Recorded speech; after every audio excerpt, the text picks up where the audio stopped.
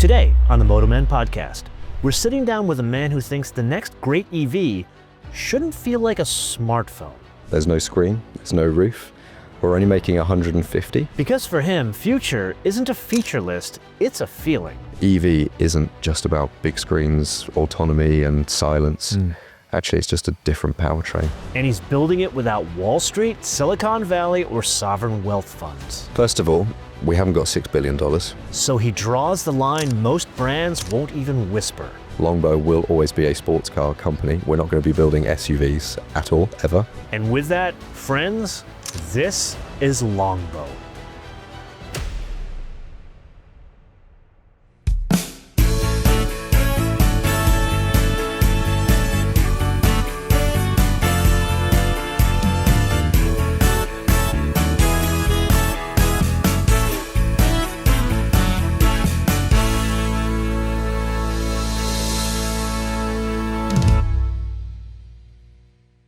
So I think we need to get something out of the way pretty quickly. Go on. What on God's green earth is Longbow? I mean, if you put that into Google, we don't come up at the top search just yet, but we're pushing for it. But Is Longbow, it an OnlyFans kind of a thing? I'd like to say it's some sort of nickname, but I don't know whether or not you're going to have to edit that piece out. But a Longbow for us is what's behind us. But really, the name is really linked to the car as well, because a Longbow was a formidable weapon, one that the British used to fend back the French when they tried to invade. But it was a great weapon, but it was only as good as the longbowman that was using it. And it took years to train and become really good at using a longbow. So the reason we've chosen that name for our cars is because we create a great tool, a great car, but it's all about the driver. And I think that's what's been lost a lot of with EV especially, that it's not necessarily about the driver. In fact, electrification is probably as far away from being the driver as can possibly be in a car with autonomy and screens and everything else. I'd say in that area, we're only just getting started. I think most of the world sees EV as part and parcel with autonomy. I don't think there's... at least the majority of the non-car people do not see a performance aspect to it. But let's put that aside for now. We'll get there, because we do want to discuss that. Give me the name, rank, and serial number of this. Like, what is it? What's underneath it? What powers it? So this is the Longbow Speedster. Traditional naming convention. There's no screen. There's no roof. We're only making 150 of these. It's usually the pinnacle of most automotive brands. They produce that Speedster, and we wanted to really sort of plant the flag in the sand for Longbow of what we stand for, and what's more exhilarating and as far away from what most people think of EV as possible as something with no screens. You're eating bugs, wind in the hair, and hearing and feeling and experiencing everything. But hearing what? I think that's the bigger question with something like this, and that before we get into like really what drives this, I think we have to understand the company. And that's your background, because you've been around the block, my friend. First, what's your role? So there is, of course, some other people I should mention that aren't here with us today. So, well, they're alive. When I say they're not here with us anymore, it doesn't sound like they're with us anymore. Man, it's very morbid discussion. They're not here in LA. Podcast more than I to get these kind of reactions. So Yenny Casey and Daniel Davey are my co-founders, and Yenny was the first CEO to launch electric tenders in Sweden, Sumer Equity, and Daniel kind of followed a very similar path to me at a certain point in life. So we kind of really met at Tesla, and then we both went on to also work at Lucid, and then out into the Middle East, launching companies like BYD and Polestar. We've had stints at BMW and Hyundai. So we've always been involved. Electrification only at BMW and Hyundai, or you were working on ICE cars as well there? It was more about the different approach. So Tesla not only brought electric cars to the forefront, but also, especially here in the US, right, the direct-to-consumer model. Absolutely. That was a big change. And I think a lot of other auto brands, especially around COVID time, were looking at how do we continue to sell cars? How do we interact with customers? Is there a different way of doing this than through the traditional dealership model? So we've worked on other programs like that to, in their words, sprinkle some of that sort of Tesla magic over So some is of your those brands. background, are you a business guy or are you an engineer? I think I'm probably going to tell a story of a lot of people here, which is you start with one thing and end up somehow ending up somewhere else. So I will always love taking things apart. So I studied design engineering, kind of a hybrid degree. Where? This is back in the UK in Bournemouth. It was called the Dyson degree, basically, because it was about not only designing and understanding the creative side of things, but also the electronics, the hardcore engineering, the material science, the design for manufacture, and trying to pull all of those things together. So it was one of those courses that started off with about 120 of us, and over 4 years got down to about 30 of us completing the course in the end, because, yeah, it's an interesting thing to find that blend of art and science and an interest in both. So an engineer, I would say, and then moved into the commercial side of things. Was it an engineering degree you came out with, or was it a design degree? It's a Bachelor of Science combined of the two. So it depends which route you took. For me, it was much more engineering and electronics that I went into. So, like, were you going to work at companies with people that came from the RCA? I left that and pretty much did my own thing straight away. So, So I you've never had a found job before. I never found my route. Exactly. Yeah. Well, do you know, at university, we had to do our final dissertation was actually designing and creating a fully working product. And I was young and full of maybe too much naive confidence at the time. And I created something that solved a problem for changing light bulbs. Simple problem, but if you are disabled or in a large building like this, if a light bulb goes out, that can be a real challenge. So this was effectively, you cut the cable, installed this device, and then you had a remote control, you press the button, it would lower itself down, you could change the light bulb, it went back up. Philips saw it, and they really liked it at the design show, and they said, hey, let's work together on this, we could do something together. And I said, no, you're right, I think I've got this. And fast forward a couple of years, I was throwing that prototype in the bin, and Philips ended up making something commercial, and it's quite a successful thing. So the inventor's dilemma. That's exactly what it is. Do you sell out too quick, or do you try to... it's a race to get to market before they put you out of business. And here is where I should have taken on board something that what Daniel and I and Yenny now do, which is we have a list, which is about 27 lines long now. It's public, it's online as well, of the principles of Longbow. And they are all lessons that we have learned through our various journeys to get to where we are today, that any big decisions we have, we run through that list. And if it fails one of those questions, we don't do it. And one of those... Aside from giving up a fortune from Philips, give me 3 examples. Well, the one that was important for that I wish I had at the time, I think is number 11, which is you can never get too much good advice. And I think taking on board that advice, if I'd had someone around me at the time that has maybe got a few more years of experience behind them, they might have given me a steer on what I should have done at that point. If you had to go back again, would you have taken the check from Philips? Oh, absolutely, because I could have been building this many, many years ago. You could have, yeah. Yeah, there's many instances like that.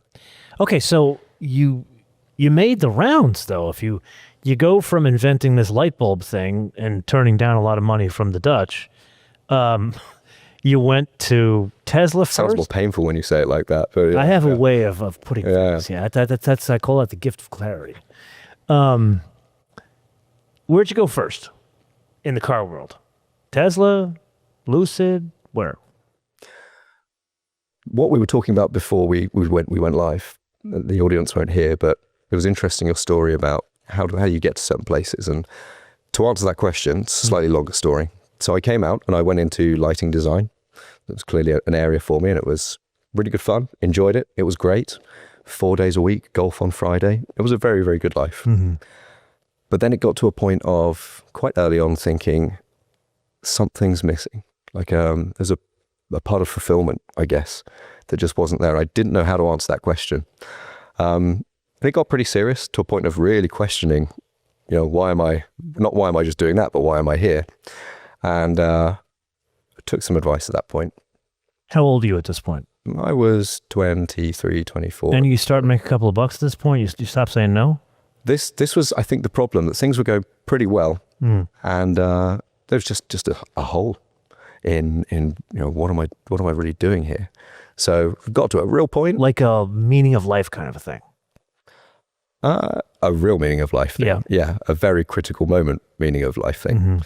And then it was a question of, okay, well, what do I really want to do? What do I enjoy? And it was that point I thought, I've always loved cars. So growing up, I remember my father took me to Brands Hatch. It's a small, used to be Formula One race circuit. Oh, no, in well, the UK. yeah. They just renovated part of it, didn't they? I haven't been there for many years now, but really cool circuit. It's got some undulations. It's a great place to be. And my dad took me there and watched McLaren F1. Shortly afterwards, followed by a Caterham 7. I have no idea what kind of race this was to have those two cars going around the track at the same time. But I remember looking up at my dad, and his mouth was low. Very uneven fight, isn't it? It was. A very different sounding cars as well. And looking at Dad, I was like, wow, one day it'd be cool if I made Dad look at something I did in that way. And I guess I wasn't particularly creative because I just went, oh, cars, and do that. So realizing that cars was a thing, it was clearly in me at some point. I then went to the race circuits because I knew nothing really about how to build or do anything with race cars. I went up and down the pit lanes every weekend and spoke to everybody I could and said, hey, I want to be part of what you're doing. How can I do it? And a lot of people were super dismissive, right? It's, have you done X, Y, Z? What's your experience? Have you been a mechanic? How old are you at this point? This is when I'm 24, 25. Okay. So, not too young. But then one team listened to what I was saying, and we did a trade. So every weekend I would go to them. They would teach me how to pull apart cars, how to run a race team, how to engineer something better from what existed. And I would do design work on new components that they needed from cars, from things I'd learned from my degree. So did you have like a cool car you were driving at that point? Like, were you into cars? You've talked about Lotus and Elise. So coming home from university, I managed to really annoy my parents because on the way back with all of my bags and everything I packed up, I stopped off and bought a black S1 Elise. And a new one? Oh no, it wasn't new. It was a used car. Yeah. It was one of the later model 2000s, and I stuck everything in there and I drove the rest of the way home to my parents. You didn't have much. Those have no storage. I left a little bit at the dealership, that's for sure. I bet you did. I used to take mine to the Costco in North London. And I pushed it to the limits. But I wouldn't call it a practical car. And the practicality it did have in the boot, in the trunk, where you put everything, it got really hot. It got hot, and it smelled of the French body panels. Yeah, anything you ever put in there, any clothes, you knew you'd put it in the back absolutely. of the car. Yeah. Recently I had a Namira at Pebble Beach last year, and it still does stupid things, Lotuses. It just decides, you know what? I know your jacket is in the trunk, but it's not going to open today. We don't think you need it. No matter how much you try to open it, it won't open. It still is annoying, and these like the engine is reliable. All that stuff works. The stuff you don't expect is what gets you. Anyway, go on. I had that cable release a number of times where it just pulled through on the button, and then you couldn't open that damn thing. Yeah. It's part of the reason why I'm a Porsche guy now. Yeah. But back to your journey. You're designing components for racing cars. What kind of racing cars? Didn't jump too far. We started working on Lotus. We're running a lot of Elises. And then there were some really interesting things like a Stealth B1, probably not heard of. It's ran in like the GTs 90s class, so against McLaren F1s and Venturis. So the 90s GTs cars were really interesting, exciting to me. What parts are you designing? I mean, those cars were even old at that time. They were 20 years old or so that were running them. So a lot of stuff needed replacing. There's all old tubular steel chassis and these things. So there was a lot of updates that could be done, but even things like the backs of Hewland boxes so that you could mount different wings. So it was really exciting stuff, and it was just this really interesting trade between I can help you with this, you can teach me how to do this.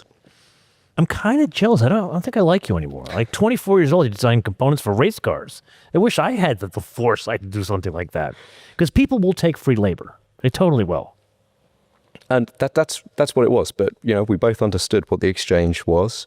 It meant I lost a lot of social time for sure, because every weekend was spent doing this. But I loved it. I was traveling Europe, social time you want, racing cars, and then it got to a point where I got to know enough people, and everyone got to witness kind of stuff that was happening. Anybody of note in the racing world you got to meet at that point and get to know?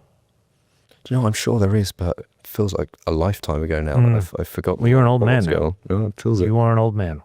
It was about half. I mean, you're the typical Brit that's retired to Spain, effectively.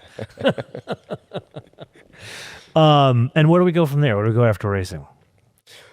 Well, with that, then started working and set up my own racing team at that point. I felt like I'd learned enough, and then I just let's not drive past this. How old are you when you set up your own racing team? This is 26, 27 now, I suppose.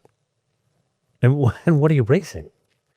Mainly Lotus again. So back in the UK, I'd had the Elise Coupe, and again, it's just all across Europe with the GT cars. So that was great fun, but it really took a toll on social life, family, and everything else that was going on. And I had another one, before I'm 30, which was, okay, this is really good fun. I'm enjoying it, but I probably wasn't learning anything new or doing something more. I thought, Dad's come along, Dad comes racing with me, he's smiling. But what about the future? Am I going to look back on this and go, should I or could I have done something different? And then a friend of mine turned up in a Tesla Roadster. And that was another kind of inflection point in life. At that point, I was all about motorbikes and loud cars and V8s, and still love all those things. Do you have anything like that now?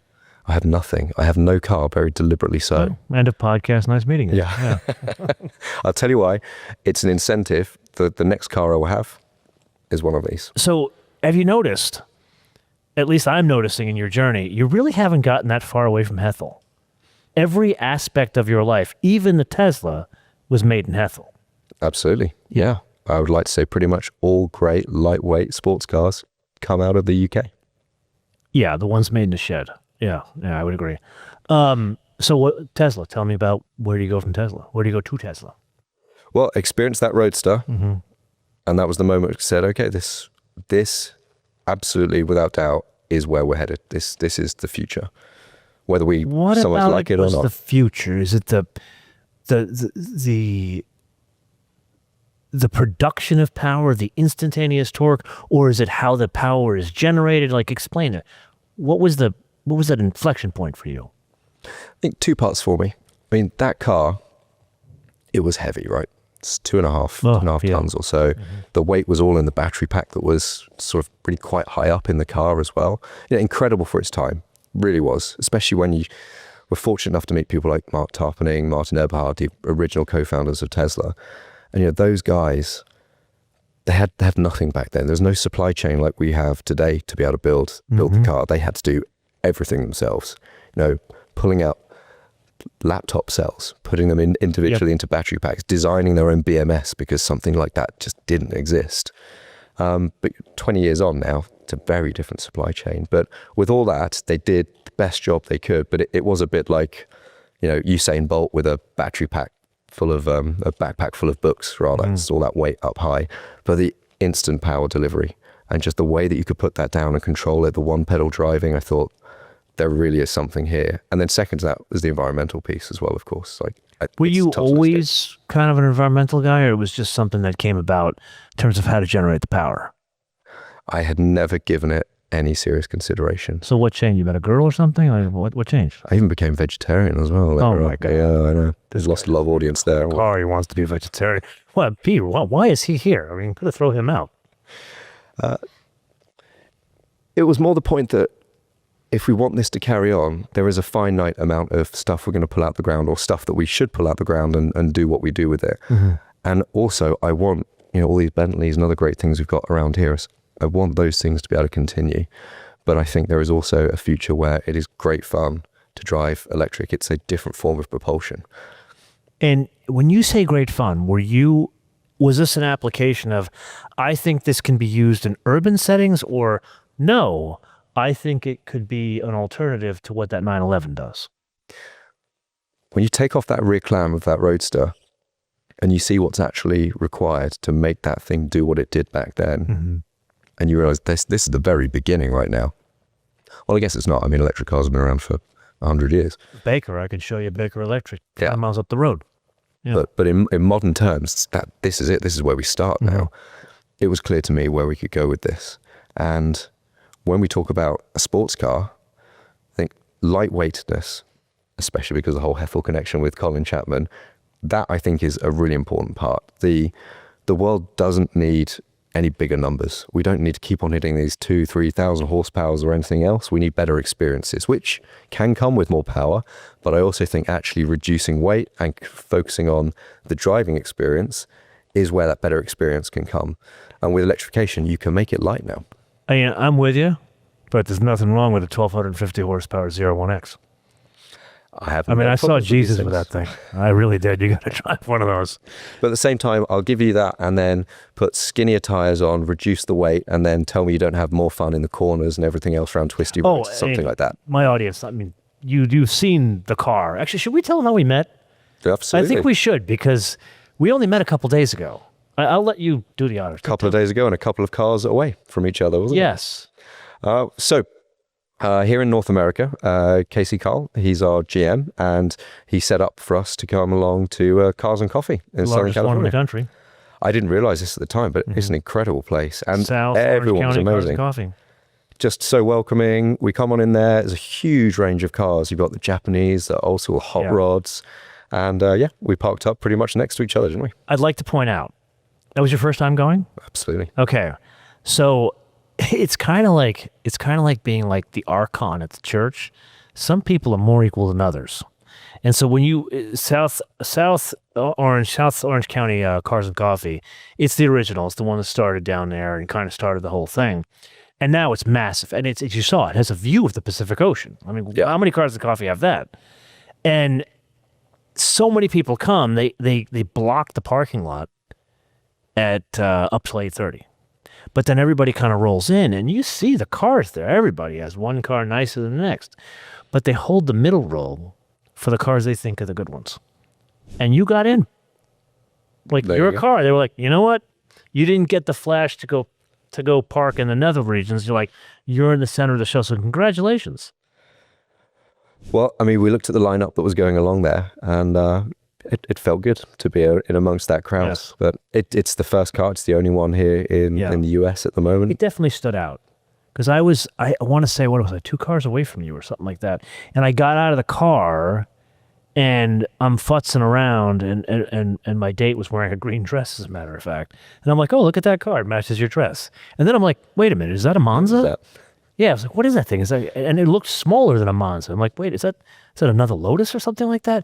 And then I finally figured it out, and the ball dropped. And that's how we met, which I thought was interesting. And you kind of looked at me like, who the hell are you? We were, you saw there's quite the crowd around the car, so. It was like you were Moses, man. You were part in the Red Seas. It's lovely, right? But you're trying to answer one question, then another one comes from somewhere else, and you're going from how heavy is it to, is it really electric? Where's the engine? It's everything. And it's great because, like you say, people see it, and they don't really quite know what they're looking at. But I think the best comments we hear is, we heard the Monza Miata.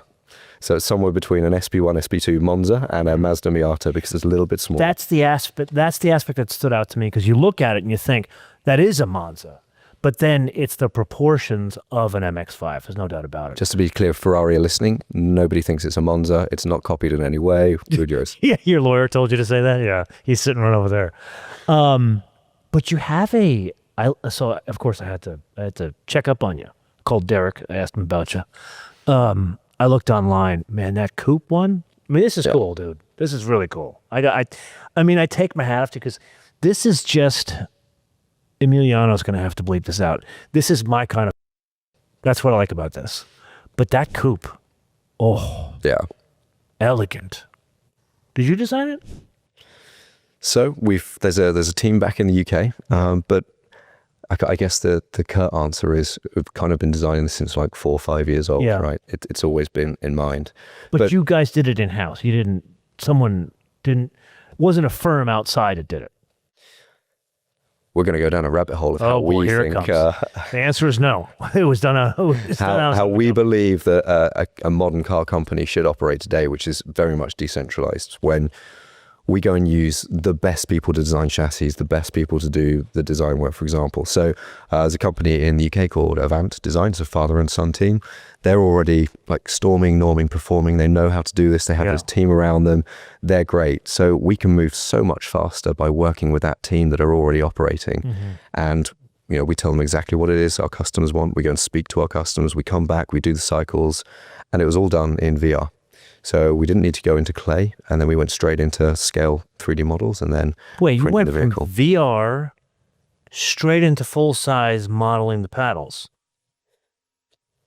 They're interesting tools now today, and I'm not going to sit here and say the way all cars should be designed is now in VR, and there is no need for clay or for physical, because there definitely is. Even when we build this car and the ones before this, you need to see it in full size in the composite. The Dynoc outside in the turntable and the light on it, absolutely.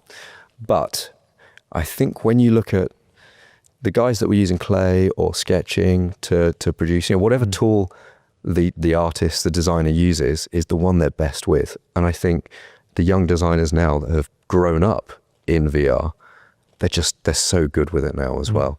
So yeah, it's a really great process, and that's how we've achieved what we have here. So, okay, you got to answer a couple more questions for me about your history. So the Tesla Roadster specifically bowled you over, and you said you worked for Tesla. What did you do at Tesla? I spent a good few months sending emails to Tesla in North America at the time, because this is back in 2012 or so. Oh yeah, so the S had just come out. Yeah, so nothing in the UK. Yeah. Just the Roadsters. So some responses back of, what are you doing? Well, what do you think we should do? And long story short, a few months later, after that whole experience with the Roadster, there I am in the UK, and I've got 6 months to prepare for Model S arriving in the UK. So you were the guy that launched it in the UK? So Daniel Day, my co-founder, was working on the Roadster, and then he just left, pretty much handing the keys over to me at that point for Model S. So we never actually met in those early days. It was a few years later that Daniel and I met. And then, so I was there. I had a small team to help and support as we launched Model S in the UK and beyond. Like aside from the obvious of moving the steering column, what did you have to do to prep it for selling it in the UK? So on that point, we didn't. The first 2 cars that came over, so imagine I've waited 6 months or so. We've worked through all the reservation holders, understanding where we should be, what should we do. These 2 cars arrive, 720 and 16640, I think, were the 2 VIN numbers. They were 2 signature Model S P85s. And they were made in Fremont. They were made over here. It's pre-Berlin. And they were left-hand drive. And the very first test drive that we took that car out on, the guy turns up in his 355. I can drive, I'm good. Sir, it's left-hand drive, everything good. I'm good. Hold my beer. I know where this is going. And we go straight out onto the A40 just in London on the road there. And within 10 minutes, I was picking pieces of that car up off of the street because he didn't see a truck and went straight into the side of it. And that was the very first test drive of a Tesla Model S in the UK. Painful. Not as painful as the meetings I had to have after that, yes, you can imagine. So were you there when Simon was there, Simon Spurrell? Yeah, during his time. Okay, so Simon shared a little bit about this with me, as you saw. What was it like to work with Elon? I was very lucky. No matter what people think of what's happened since the early days of Tesla and his politics and everything else, I was very lucky that I got to spend time. I was chauffeuring him around a lot of the time in the early days in the UK, so we had quite a lot of one-to-one time. Wow! And look, you had a good life. Racing Lotuses and hanging out with founders of that's where I learned to wear a leather jacket. World-changing companies. I mean, it's amazing. Anyway, go on. He's intense, right? But he's intense because he thinks deeply about everything you ask. So I've got lots of stories. But I remember he got into the car once and he had a Ducati rucksack with him. I was like, Elon, you like bikes? Like, do you think there's ever going to be a Tesla motorcycle? And then he sits there in silence for what feels like 30 minutes. But then he just thinks through the answer really deeply and then just goes into this whole piece around, safety of motorcycles, why there won't ever be a Tesla bike, and then his history of those when he was a child and nearly killing himself on a bike himself, but how he loves the design and he chose this bag because. So it's a great thing to be around someone that thinks that seriously and deeply about any question. And he'd do that for anyone in the company, at whatever level. If they came with a good question, he would think seriously and give a thoughtful answer to you. So there's a lot to be learned from working with him for sure. And how much time did you spend there? So I always set myself the goal of launching Model 3. That's when I said, because that's really where Tesla, we always talked about starting. But you started at S and you went there, you stayed there through 3. Absolutely, yeah. And that we always talked about kind of the long birthing process of Tesla, really. S and X got us to 3. And then it was during COVID, deep in the middle of lockdown. We weren't really able to sell or deliver vehicles, but we found ways around that in the UK with remote contactless deliveries.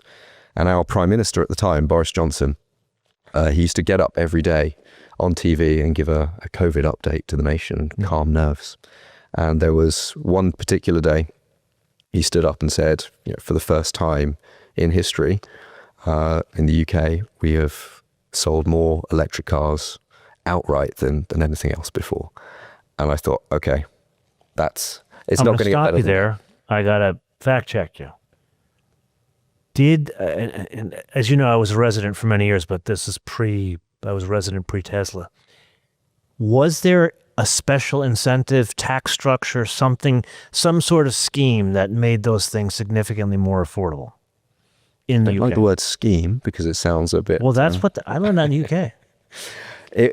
There were definitely incentives, and the right ones as well. But a lot of them were based around. I know there was no congestion charge on them for a while. Yeah. Parking was better. You could use different lanes. So that there was that, but it was also really about the financial incentive for business owners and employees. So a lot of it just reduced your tax significantly. So it meant actually if you took it as a company vehicle, as like a benefit in kind, then you'd end up paying at least half as much as you would for a comparable internal combustion. See, that's the thing that, I don't like the misinformation or the people who are being disingenuous. Like, I can't tell you how many people are in the automotive media space like, oh my God, Norway, it's like 80% EVs. Like, yeah, because it's like half price. Oh, the tax structure is totally different. So of course everybody's going to buy an EV. Like, and that's where we think we need to understand in cases like this. Well, in Norway, if you were given the choice, would you like, sir, a Golf or a top spec Model S? Yeah, and I think, isn't the top spec Model S cheaper? They're going to cost you about the same in Norway at the time. Crazy. So it absolutely crazy. Yeah. So you're there, what are you there, 5-7 years or something like that? Yeah, about 7 years. So yeah. And when so at the time you're now launching the 3, are you still confined just to the UK, or because at that point Berlin was online, right? It was just starting to kick off, certainly getting built. But no, I also helped then launch some of the countries in the Middle East. So we're looking at Jordan and so UAE. Forget about continental Europe. You just go right to the Middle East. It's the next big challenge. Man, what I've learned about you thus far is you like complicating your life. Nothing's easy for you. I should be sat in a corner office right now somewhere, I feel. But no, every single time I've got close to it, I've gone, no, not for me. Yeah. No, Phillips, I don't want your money. That's what I like about you, though. Yeah. So after that, I then went on to work with a company called Wallbox in Barcelona. It's another startup. So I'd got out of one startup back into another. What do they do? The right thing to say is chargers, but yeah, it's plugs, it's charging for EVs. And that at the time was really big. Like the infrastructure was the real big gating factor to a lot of people adopting EV in Europe at the time. So then I thought, right, solving charging, that was a thing to really work on. But it was another startup right early. I left just before the IPO after a very short period, then went to Hyundai and tried to help them with the process. When it comes to going from Tesla to the Wallbox, were you running away from something or running to something?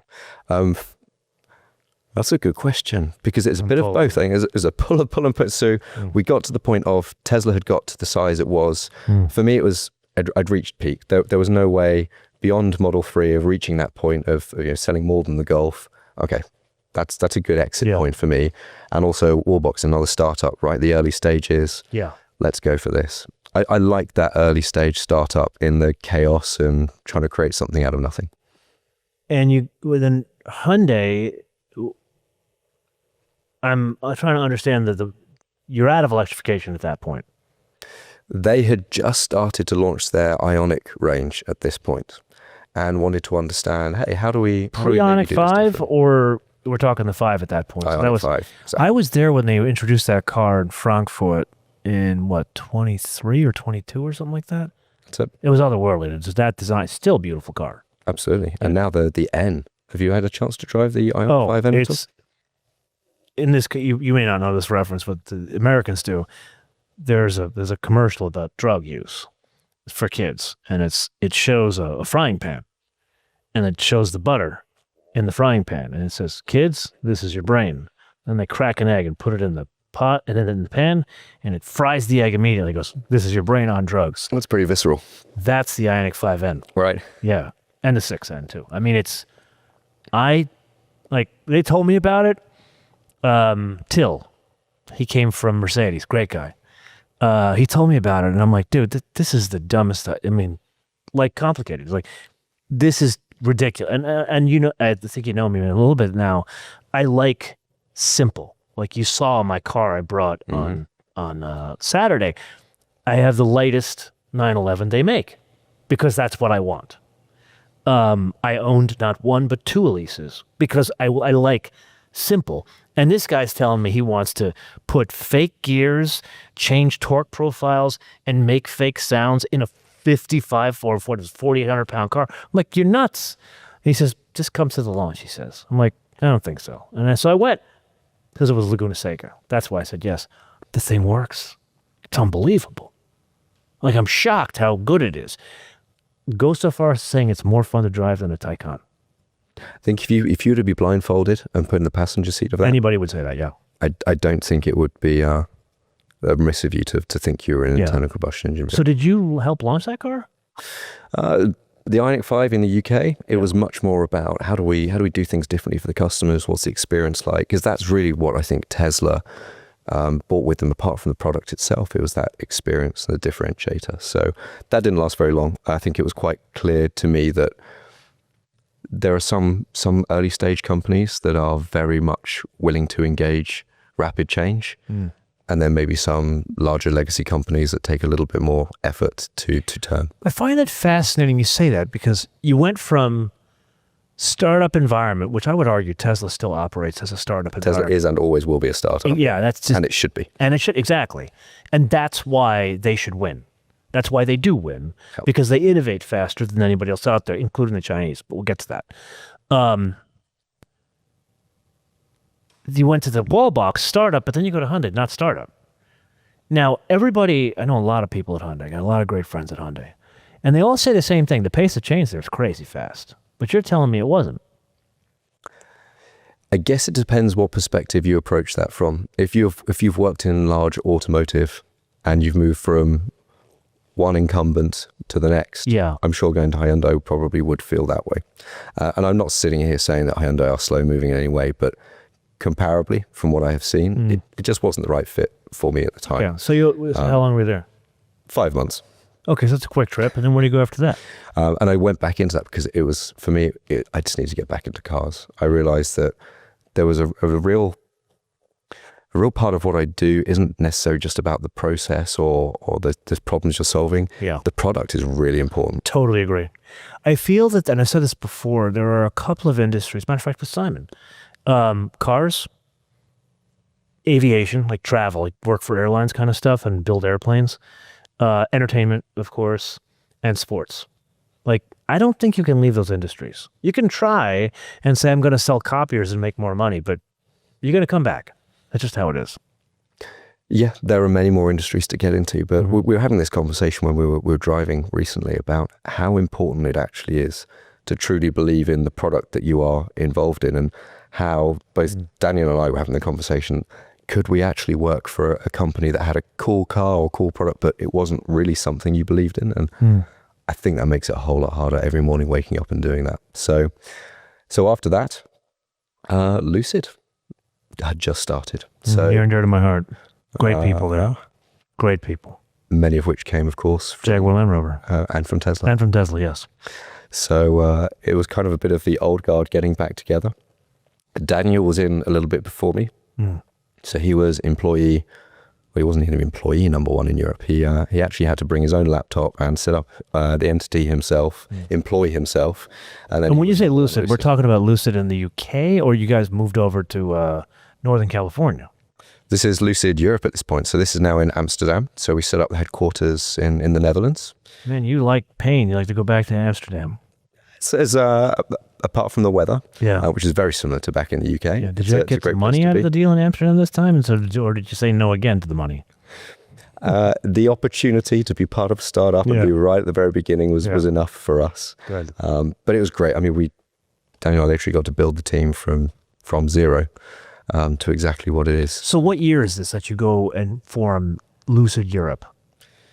This has got to be around 23 now, I guess. You know, it's funny. I was, as I said, I asked Derek about you. I called him, and we were chatting. He's been here like 10 years. Not 10 years. No, he's been there.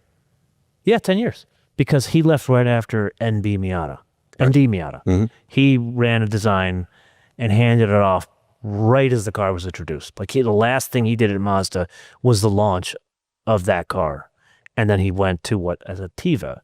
So you came in 7 years after the fact. That's when that's when they first launched in Europe? Do you know what? I'm really bad with dates. It's probably around 21, 22, something like that. Yeah, I definitely think it was before that. Yeah, I'm thinking about it now. So, and what about Lucid stood out to you? Number one, the team, the people that were behind it. You know, Peter Rawlinson, obviously there. Yeah. Derek, people like Zach as well, and Doreen that were all part of time at Tesla. So who's the guy that runs the engineering? The guy that came from Jaguar Land Rover that just for fun like tracks an M5. Eric Bach was leading the engineering there. He's my kind of fucked up, that guy. He's a great guy. Yeah, we've caught up with him since, and I mean those guys. They created arguably the highest kind of tech car there is today. The effort and constraint that they put into everything they did was phenomenal. But simultaneously, it's low tech underneath the car to lower the weight. Like there's no air ride in that in the Lucid in the air. Gravity, different story, which I thought was amazing because the setup of the car on the springs they targeted the M5 and man, they hit it. Everything about, I mean, the powertrains they have there as well, phenomenal. So it was an awesome product right from the get-go. I knew it would be, and again, their approach was customer-centric. It was how do we make this right? How do we learn the lessons from where many of us perhaps were, where customers were turning perhaps more into numbers than they were into to people or individuals. And you know, it was luxury as well, and that was my first sort of step into that slightly different world. Was Tesla not luxury at the start? I feel like you had to have a couple of bucks to get a Tesla. I think we always used to refer to it as premium. Interesting. So the Mazda thing. Yeah, but Lucid was definitely luxury. So Elon, from high up on the tower, said, "We are premium. We are not luxury." I think we were pretty clearly directed that we weren't talking about luxury product here. It was premium. It had that particular target market to it. It was after the BMWs and certain Mercedes that were going. You know what's funny? What people don't really know is the Model S, up until they put a bullet in the thing, it sold circles around the around the S-Class. The S-Class used to be the best-selling luxury car. Like you put the Jaguar, the BMW, the Audi, the Lexus in one basket, the Mercedes sells more than that together. The S-Class put the Mercedes in that same basket and still, the Model S, a lot of S's here, and still ran circles around the whole thing, which I thought was amazing. And very few people know that. I mean, look what it had. It had more power. It had a lot more technology, and it had a lot of incentives, schemes. Schemes, yes. But it also had the genius of Franz. Not that it was a breakthrough design, that was the genius. The genius was he sat Elon down, and because Elon wanted something crazy, and he says, dude, go with me on this one. I'll give you your crazy next go around.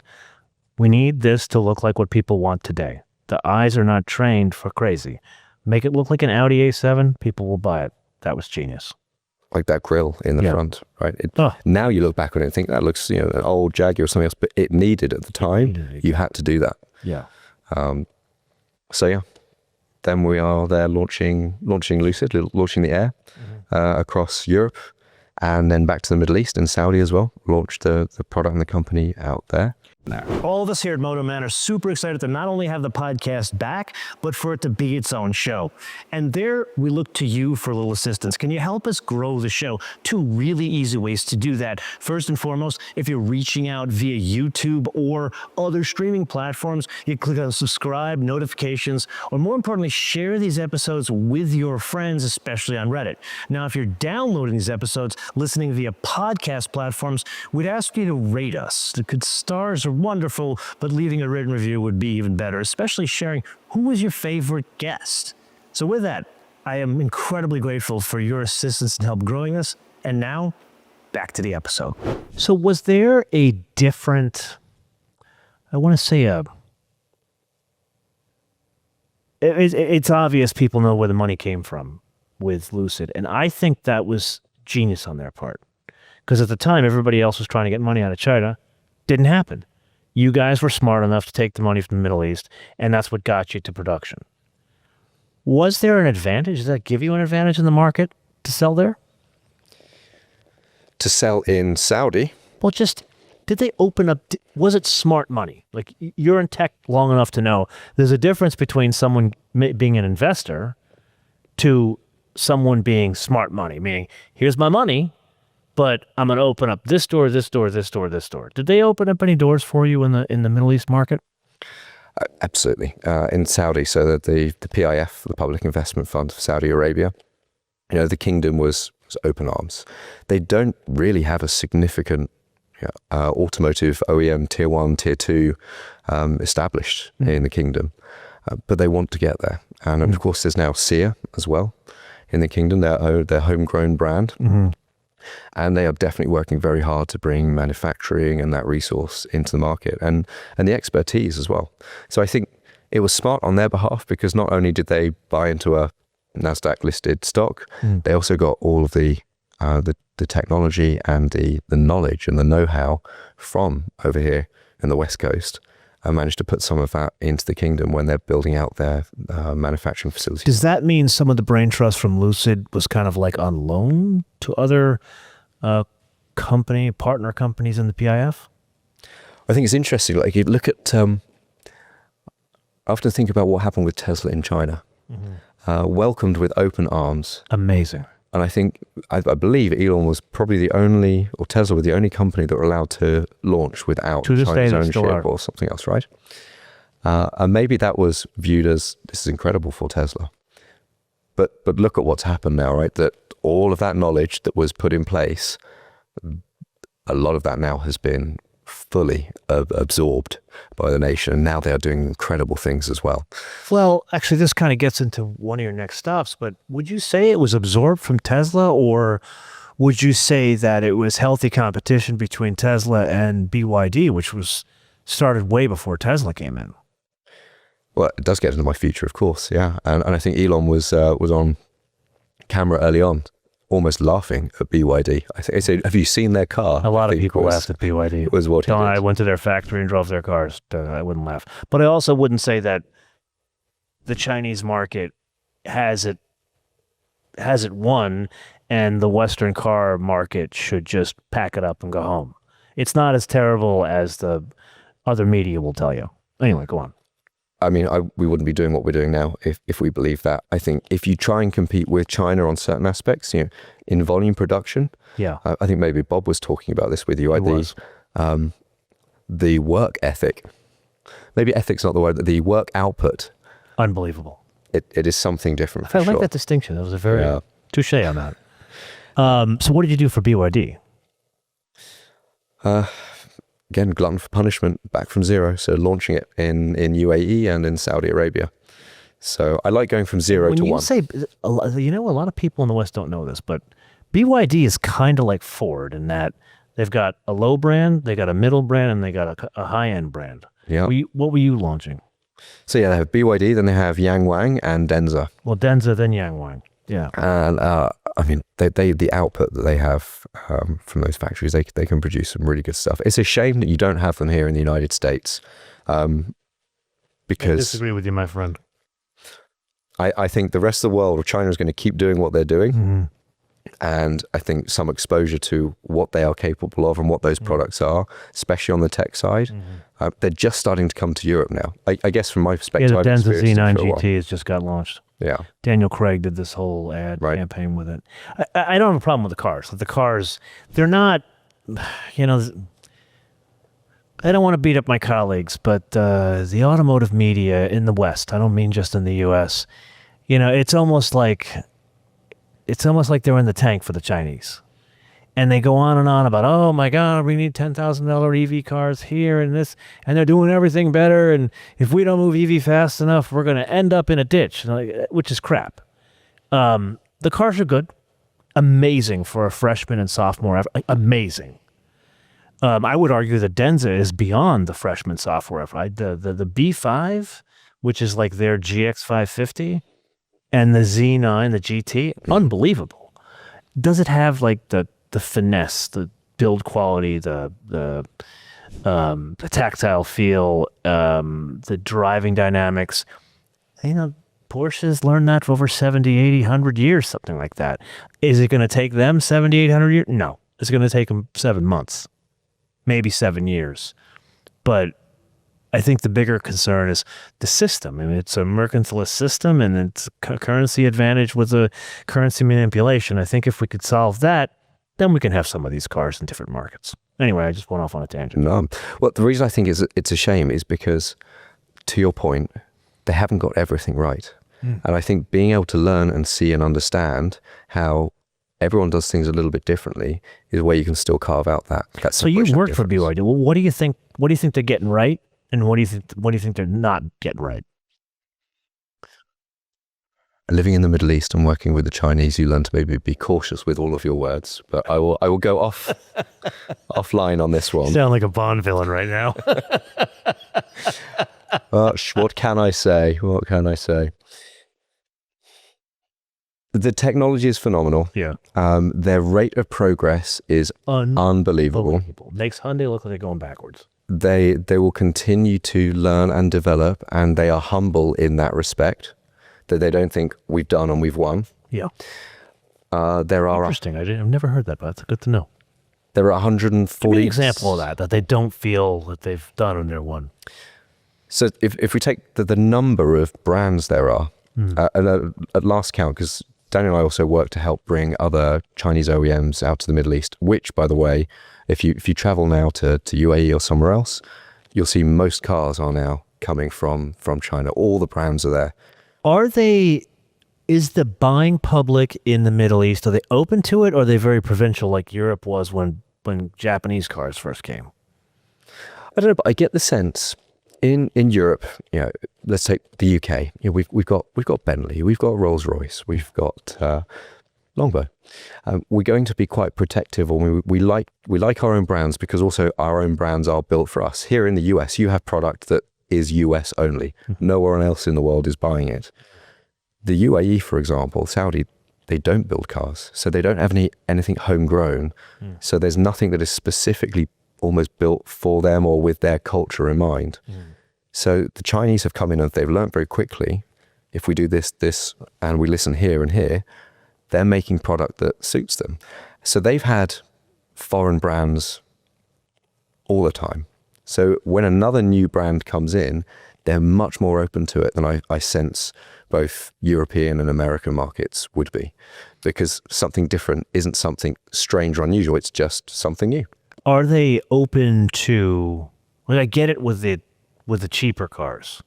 And again, another misnomer, the $10,000 EV in China doesn't stay 10,000 when you take it out of that market. But they very famously now have this Yangwang brand, which you're talking Bentley prices. Was the Middle East, are they open to that? Especially like that crazy SUV that can swim? Yeah, the Yangwang, the U8. The U8, yeah. For some reason can sail across the Yangtze. Yeah, I went swimming in a U8 in China. Who's asking for that, do you think? I mean, I would agree. It's like, this is an answer to a problem nobody asked. I need to go swimming. Like, Range Rover can wade, but screw you, I'm going to go swimming. I'll come back to answer your question, but this is the fundamental problem that we see at the moment with automotive, which is we're building cars that nobody has really necessarily asked for because it's being compared to another product. It's that spec configuration measure that if Audi have got this, BMW have to have this plus one, and then you end up in this competition of building something that nobody has really asked for, and then a car can float across a river for some reason.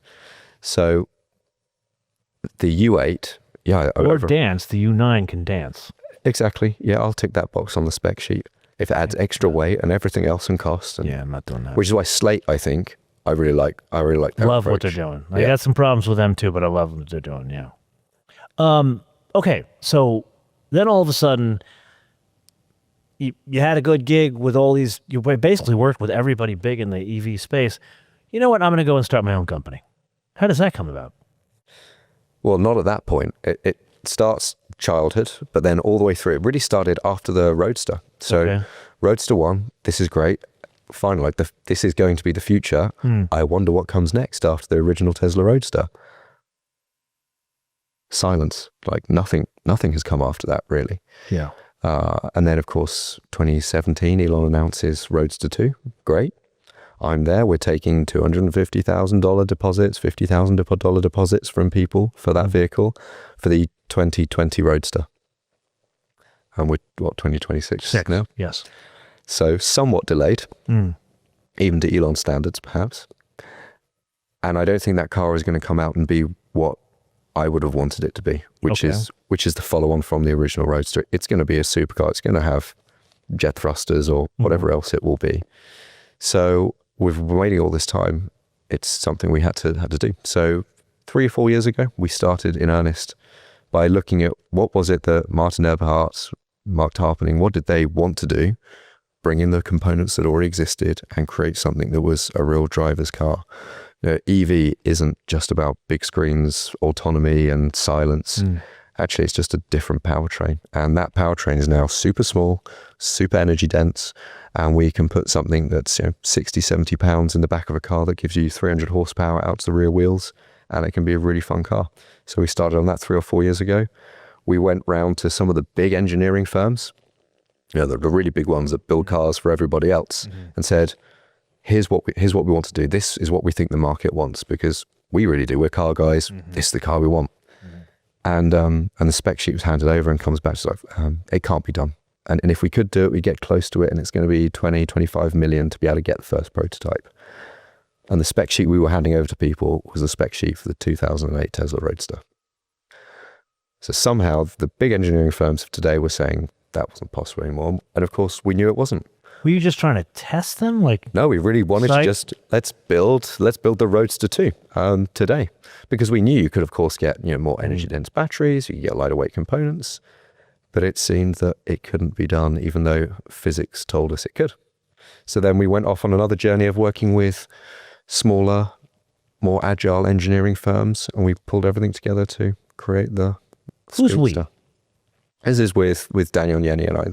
And so a couple of guys you worked in obviously the biggest in the EV space at that point. Where are you getting your money from? Like, where's the funding coming from? Thank you, Elon. Thank you, Peter. We're all in on this. Okay, so you bootstrapped it from your booty in your 2 IPOs. TSLA and LCID have helped pay for where we are today. And then look, now we're very fortunate. We're backed by some VC, private investment, some great angels as well. So we're well backed now because at that stage we were still PowerPoint, right? We knew what we thought the customers wanted. Yeah. We knew we could do it, but we had to build that first vehicle. And the first car we got sort of under 500 kilos. So just over a little 1,000 pounds in weight. So at that point, we could prove we could do it. Then we go out and we start building. So Lucid had an advantage. Peter had an interesting advantage there. They raised a lot of money. And he used it to create not only proprietary technology, but he actually created a business out of it. Like they were using the motors for racing and that kind of, and they were making some money on the thing before they showed you a car. But I would argue the genius of it was, I'm going to get these idiots to pay for my motor that only weighs 30 kilograms. Are you doing the same thing? Like, are you making a motor that's this, like what Yasa does? It's like this, or are you buying off the shelf motors? What are you doing? First of all, we haven't got $6 billion. And I think the way that you build a car company should be right for the product you're actually building. We could do the traditional approach of go, okay, huge factory, let's prepare everything in the company for the 10,000 vehicles a year that we plan on making in 2030, which is where we're headed. That's only 4 years from now. It's not the right approach, though. It takes all that money and you don't learn in the process. So apart from everything that we have learned from the past, we're going to build the company for the 150 limited number vehicles of Speedster. And then we break the company apart and we rebuild it again, ready for the 5,000 a year vehicles for the Roadster. And then we break the company apart, then we finally build it again for our final volumes of 2030 around those 10,000 number. And that's the way. Is that car a sports car, or is that car like a luxury sedan? What are we doing? After this, I'll show you some pictures of something, but I will say now, the platform that we have, it isn't a skateboard. We don't think a skateboard is the right thing for a sports car. It's great for your D-segment SUVs, for what Tesla are doing with Model 3 and with Robotaxi, but for a sports car, you've got to get the butt as low as you can, and you've got to position the weight in the right place for us. So we put that sort of down the central tunnel and a bit of battery, much like the original Roadster, behind the seats as well. And it means that we can change the floor pan, we can change the length and wheelbase very easily. So we go Speedster, no screen. We go Roadster, screen and roof, HAVAC, CarPlay, all the other things you're going to expect. Then we do something a little bit different with suspension. Porsche have done that as well in the past to make it appealing. Then if you really want to be successful in sports cars, and by the way, Longbow will always be a sports car company. We're not going to be building SUVs at all, ever. That's quite a statement.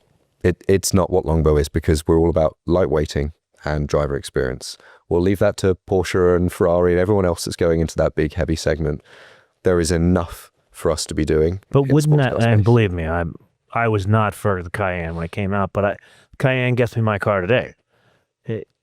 Are you giving up RD in mind? Is this a replay of Phillips? There's a different path for us. So to be successful in sports cars, you've got to go after 911 and Corvette. So rest of world 911 and here, but also US, the Corvette.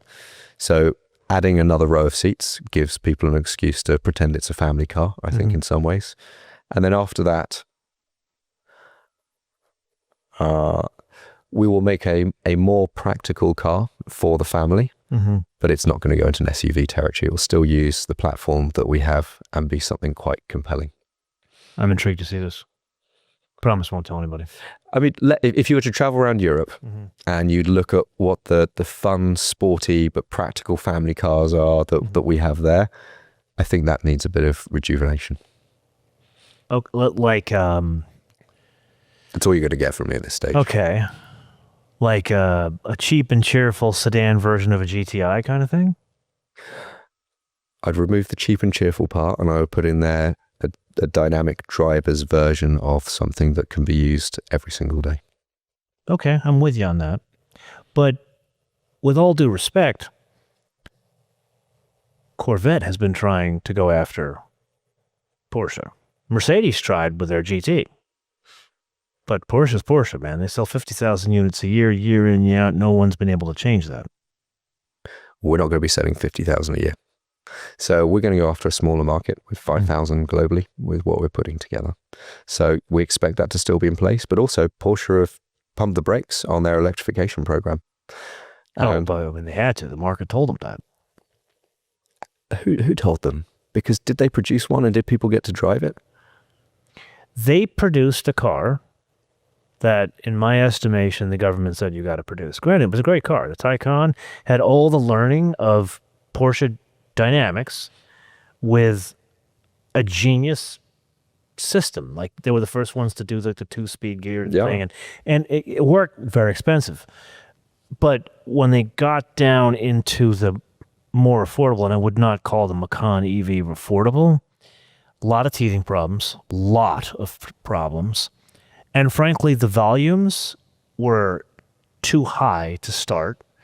And then the biggest thing was they put a bullet in the head of the ICE car way before it was time. That's my estimation. I'd be open to hearing yours because you're kind of closer to it than me. I think it'd be really interesting if one of these companies like Porsche or Ferrari will do, of course. But again, this is going to be a much bigger vehicle. Yeah, Lucid is going to be big. Yeah. Right. Mm-hmm. But if the 718 did come out in an electrified version and it could do the things that Porsche owners wanted to do, I think you should give those customers the chance to answer that question. But also, I think there is a challenge. If I sell you a Longbow Roadster, what are you expecting that to feel or handle like? You don't come to that with an expectation. So we can define and show you what we think a Longbow Roadster experience should be.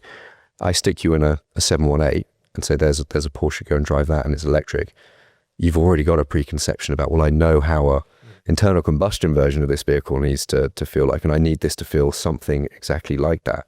So I think it's actually harder for the legacy automakers to produce an electric version of a classic sports car that they've produced for many years because that expectation's already been set. So this brings about a bigger question. I have a challenge. Not just me. I think all car guys.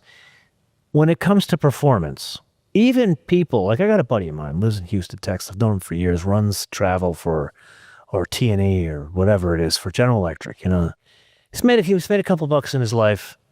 He's had Porsches. He's had all kinds of cars like this. But you know what? He likes EV better, and he's got nothing but Teslas now, and he won't go back to a gas car. But it doesn't mean he wants a sports car in electric. And through my unusual vantage point, I chat with a lot of people via the comments, direct messages. I just don't see a huge demand for someone that wants a performance car that doesn't give the visceral experience that thing does. Is that a thing you're running up against? I guess the only way I can answer that is through our customer's voice. So we're very fortunate. On our board, we have the former CEO of McLaren, Mike Flewitt, former CEO of Alpine, a car you guys should really have got, the Alpine A110. Yeah. I feel sorry for you. You should, yes. We tried. So Michael van der Sande and Dan Balmer is the former CEO of Lotus as well. So our three horsemen of the apocalypse on our advisory board. But Mike told us one of the best things he did at McLaren was he spoke to every one of his customers in the early days. And for Mike, I don't know how many people that was, probably fewer than we had. And so in the first couple of weeks, we limited it. And we had a 15-minute conversation with 200 of our customers and said, hey, why did you reserve one of these cars and what do you want it to be? What are you expecting? And I think the feedback that surprised us most was they were looking for less than we were planning to actually put into the car itself. And what do you mean by less? The response was, don't listen to other people about you need to add this or include this or anything else. Go with what you have put together, which is a lightweight, driver-focused electric sports car. That's what I want. It doesn't need to have huge luggage space. It doesn't need to have all of these gizmos. Like, the fewer screens, the better. And I think that really solidified in us what we were thinking, which is since the Tesla Roadster, there hasn't been this driver-focused sports car that's lightweight that happens to have an electric powertrain. And that's what this is. It's a sports car that we designed that's lightweight, and the best propulsion for it, we feel, would be electric. How do you feel like the MG Cyberster or I think Caterham is thinking about doing one as well? Where do they stand? Like, how much does that MG weigh? I think the MG is about 2,400 or so kilos, so it's that's heavy. It's a lot heavier. Kilograms?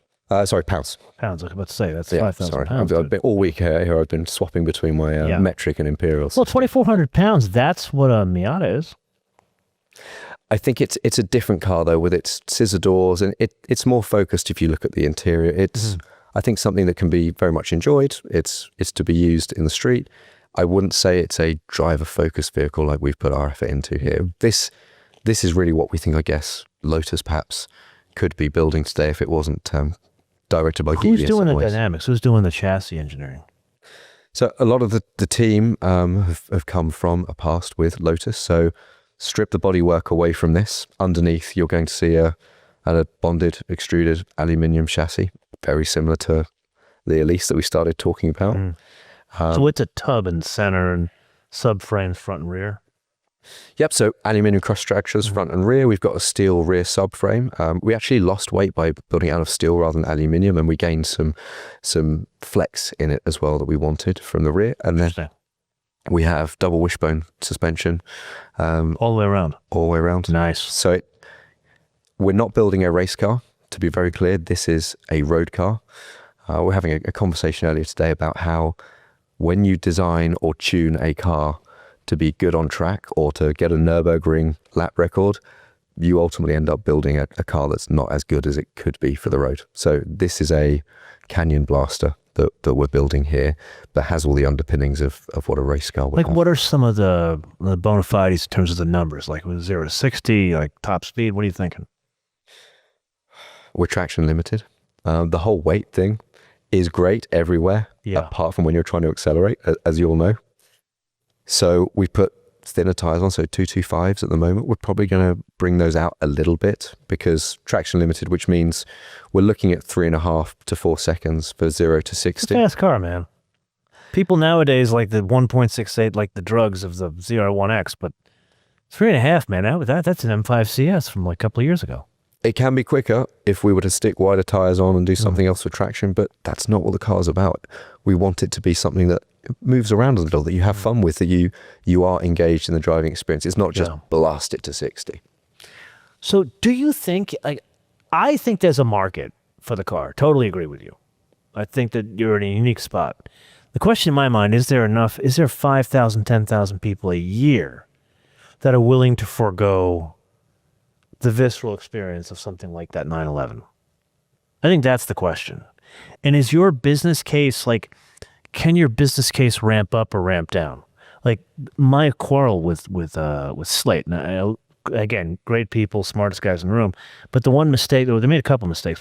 The biggest mistake was their business case is based on incentives, tax schemes, still being around, and no matter which way the election was going, you were going to lose it. And that has put them at a strategic disadvantage. There are two others, but that's the biggest one. Can your business case, can your business plan work at 2,500 units a year?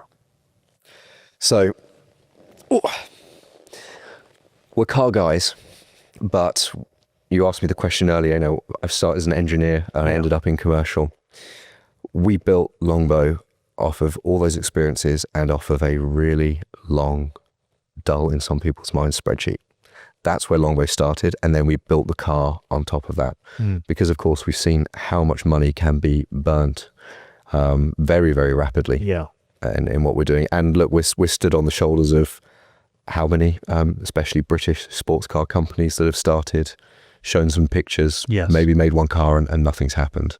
So we need to make sure that this was built on those strong foundations.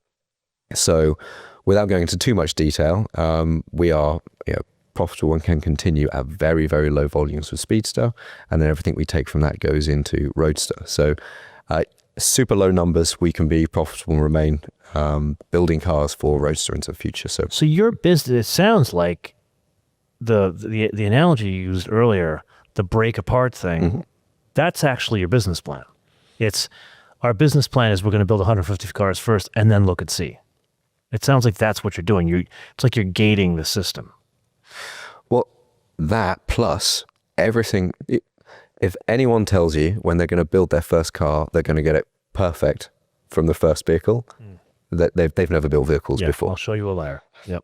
So we're going to learn a huge amount building the Speedsters, but because of course the pace at which we need to build those is going to be much slower. Everything we learn from that there's a lot of carryover from the chassis, from the production processes that go into the Roadster. And then everything we learn from that then goes into the next vehicle. So it's a very strategic step-by-step process that we're taking here. And I think that's some of the challenges you see with Tesla Lucid, where huge amounts of change happening in those vehicles, or completely different underpinnings of a vehicle going from one to the next. We've learned that actually you want to take all the learnings you have and keep those running through as a thread. So where's the car going to be manufactured? We're always going to be hand-built in the UK for the Speedsters. So at the moment, the Midlands is a great place to be. There are other opportunities in Wales, in the south. What we're looking at is a real challenge with the talent that exists in the UK, because the automotive industry was one of our core outputs. And sadly, it's died a little bit in the UK. So we've got some great options for some really good talent to pull that in, and some great facilities as well. What does that mean? Like, you guys are going to do the manufacturing, or you're going to like contract that out to somebody else? So we're an assembler. I think like most vehicle manufacturers are, certainly we should be at these volumes. If we were to go and design our own batteries, our own motors, do everything ourselves, again, I think you should look at us and go, that's not going to work. But what we're doing is we're taking all the best things from the supply chain that exist. And the UK is one of the best places on earth to do that. It really is. It's the reason why majority of Formula One teams are all within a very narrow space within each other. So we take those great components that have done millions of miles of testing with other OEMs or similar, and then like chefs, we bring those ingredients together and assemble that vehicle from those parts.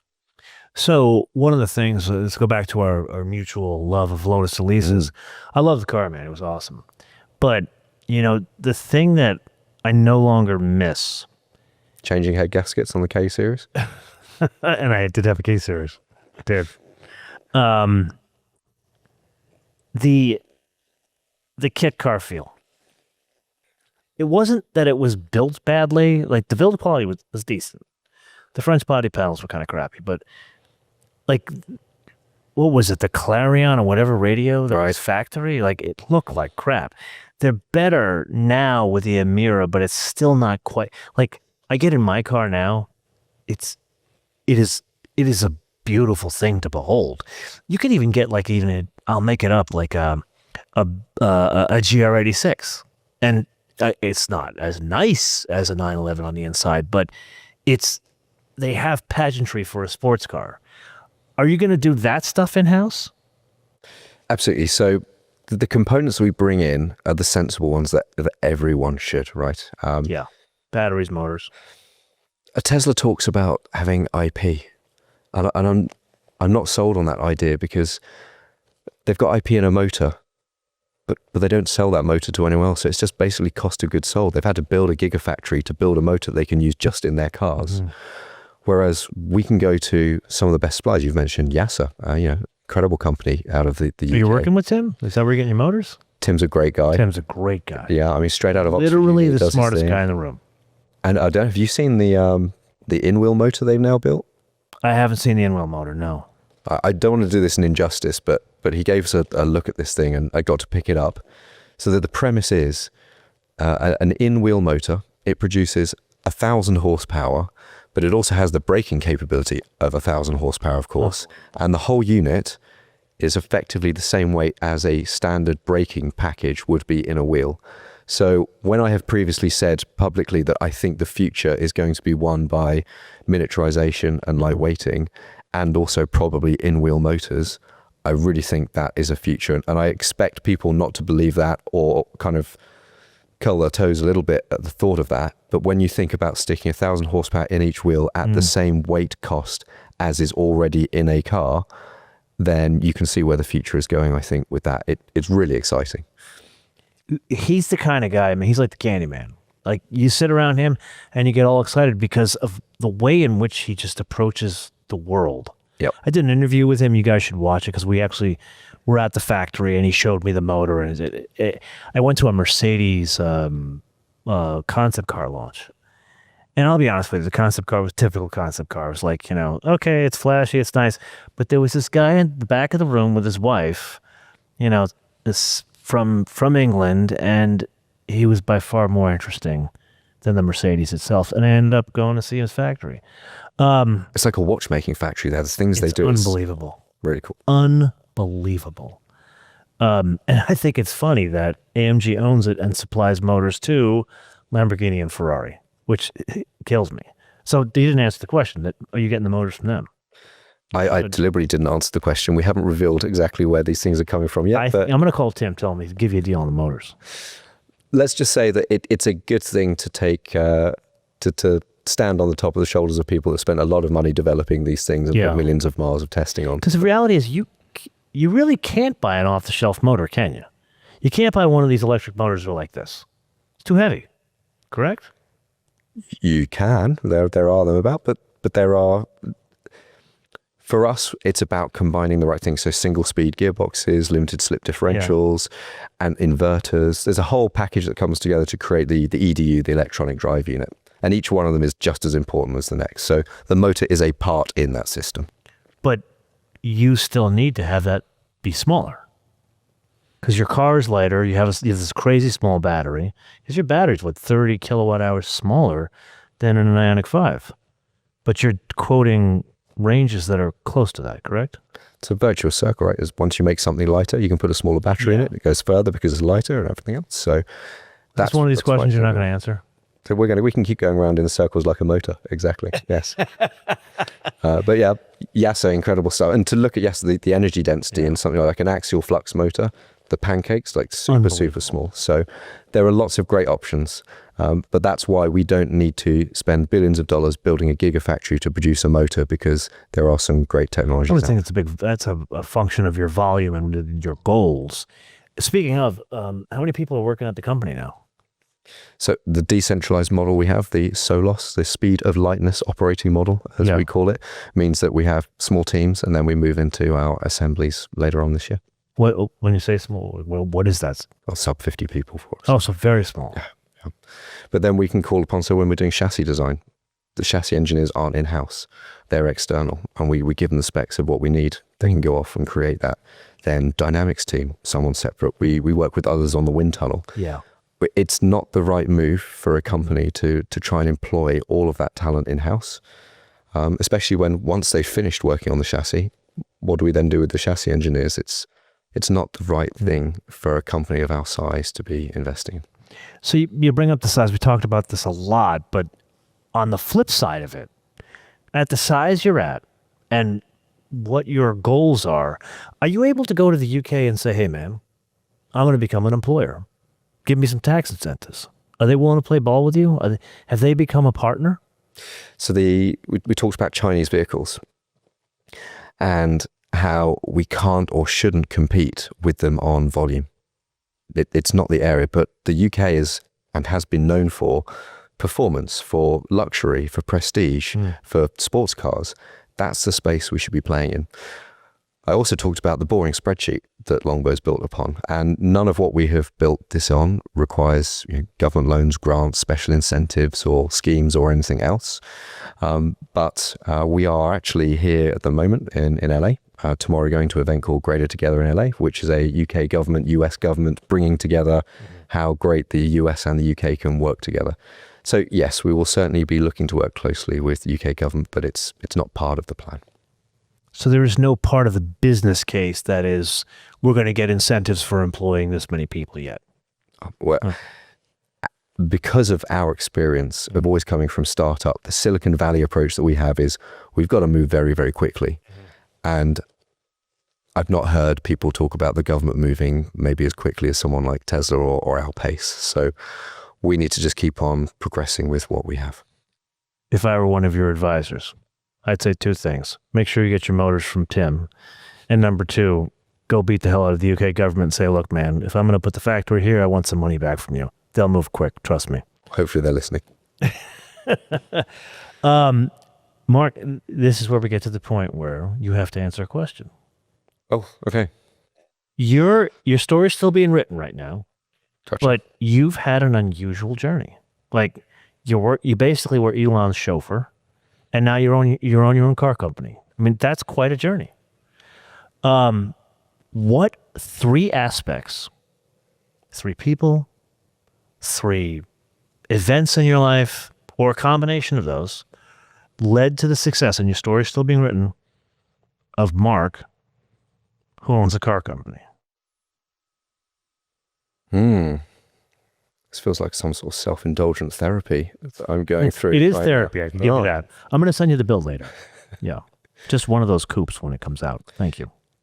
When you said to me people as well as experiences, I think very early on at school, and despite going on to do engineering at university, I remember at an early high school parents' evening, I was sat down in front of my maths teacher, and she said to me and my parents, Mark won't be passing his maths if he doesn't change his ways.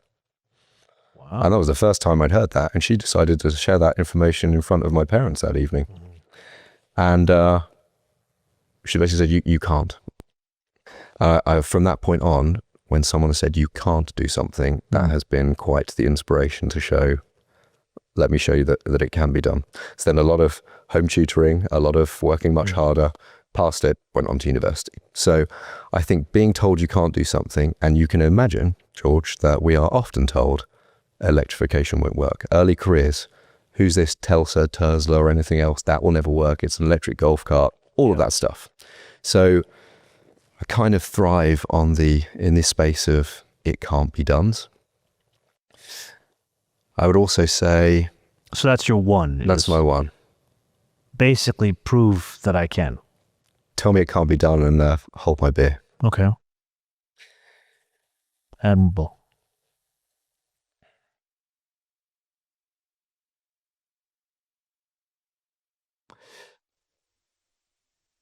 I think the time with not just Elon, but with the people at Tesla in the early days, where everyone, with the greatest of respect and said in the best way possible, we were all very naive, because nobody had built a ground-up electric car company before. So nobody had done what we were doing.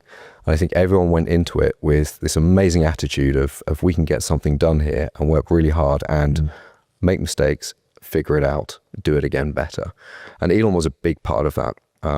Something he said to me once was that you'll never lose your job for making a bad decision, so long as that decision was made with the best intention of the company at heart. You will, however, lose your job if you don't make decisions that result in something that shouldn't have happened. And I think that kind of support of trust that was put into me, into everyone, and working with people around you that all kind of really felt that, okay, let's just try something. Because I think having seen it with other friends and what people tell me is when they're at work, a lot of the time in a large corporate, the job is manage up and don't put yourself in any danger. It's best not to make any decision at all because my job's at risk. There's an inverse proportion of risk to reward in making any decision at work. You make a good decision, okay, there's a little bit of praise, well done. You make a bad decision, you could be losing your job. So most people tend, it seems, just maybe not make a decision at all or try and avoid it. Stay under the radar. Tesla was not like that at all. I've never really understood the move fast, break things approach until being at Tesla. And it was in a really good way as well. Like safety was always there. And of course, everything we see about autopilot and full self-driving, but the people there really do care about safety, but they also care about getting as quickly as possible to the point where they've got the most safety with things. And I think finally, as has probably come across in this interview, there's a little bit of neurodiversity there as well. And I bring this up and I say it because I think anyone that maybe has something that they think is holding them back in what they do, that maybe that can sometimes be used as a superpower. So basically drive into the smoke. Something you fear, go right head in. And even better than that, if you've got some great people around you. So Daniel, incredible co-founder. I don't understand how anybody starts a business on their own. That's a really tough gig because I know how hard it is doing it with people around you. Yeah. But having people around you that can really support, understand, and pick up the slack sometimes when you need it to. That is, you have earned, I think, a new award here at the MotoMan Podcast. probably the most complex answer to that question, but also the most thorough. Like, I love that you drive into the smoke. And that's, I kind of think, why you and I were supposed to meet at Supercar Sunday, not Supercar Sunday, but San Clemente. I'm glad we did. South Orange County Cars and Coffee. Sir, can't thank you enough. Thank you very much. I will say, we want some time with the car before it goes back to the UK. I know it's going to some museum or something like that, but get us 2 days with the car and we'll get you a good episode. I think we've got to head up some canyons. I hear there's some pretty good roads around here. We can do that. Yes, we're very good at that stuff. And you can bring that Porsche and we can maybe have some competition. Okay, sir. We can definitely do that. What about my Cadillac? I can put my Cadillac up against this. Whatever. You bring whatever. Okay. Thank you again, Mark. Thanks really a lot. Appreciate you coming. Thanks very much. Until we see you in the next episode, bis später.